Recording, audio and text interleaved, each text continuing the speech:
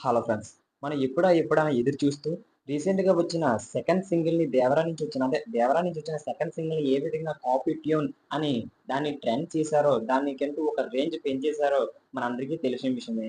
ఇప్పుడు రీసెంట్‌గా మన జరిగిన ఇంటర్వ్యూలోనైతే మన అనిరుద్ గారు ఏమని చెప్తున్నారంటే, అవును నేను ఆ సాంగ్‌నైతే శ్రీలంకలోని 'మగధీర' గారు పాడిన సాంగ్ నుంచైతే కాపీ ట్యూన్ అయితే కొట్టేసానన్నమాట అనైతే ఒప్పుకున్నారన్నమాట. ఇప్పుడు 'ఎన్టీఆర్' ఫ్యాన్స్ ప్రతి ఒక్కరు చూసుకుంటే చాలా ఈ విధంగా అంటున్నారనమాట.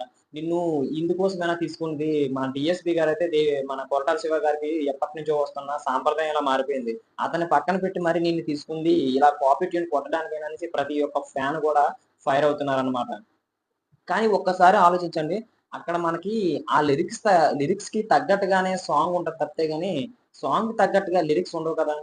అంటే అక్కడ ట్యూన్‌కి తగ్గట్టుగా రాసింది లిరిక్స్ ఎవరు వేరే అతను రాసారు.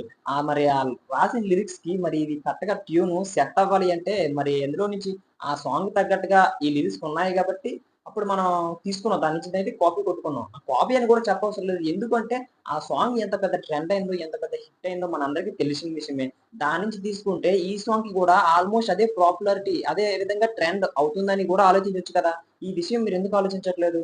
మన వాళ్ళు ఎప్పుడు ఒకరి తప్పును చూసి హేళన చేయడానికైతే ట్రై చేస్తారు తప్పించి, వాడు ఆ విధంగా తీసుకున్నారు, ఆ విధంగా చేయడానికైతే ఈ విధంగా ఆలోచించారు అని ఒక్కరు కూడా ఆలోచించరు. ఇది మీరెందుకు ఆలోచించట్లేదు? ఆ! ఇది ఎలా చూసుకున్నట్లే మన 'దేవర' సెకండ్ మూవీ అదే మన 'దేవర' మూవీ అయితే మన సెప్టెంబర్ 27 తారీఖునైతే రిలీజ్ కాబోతుంది.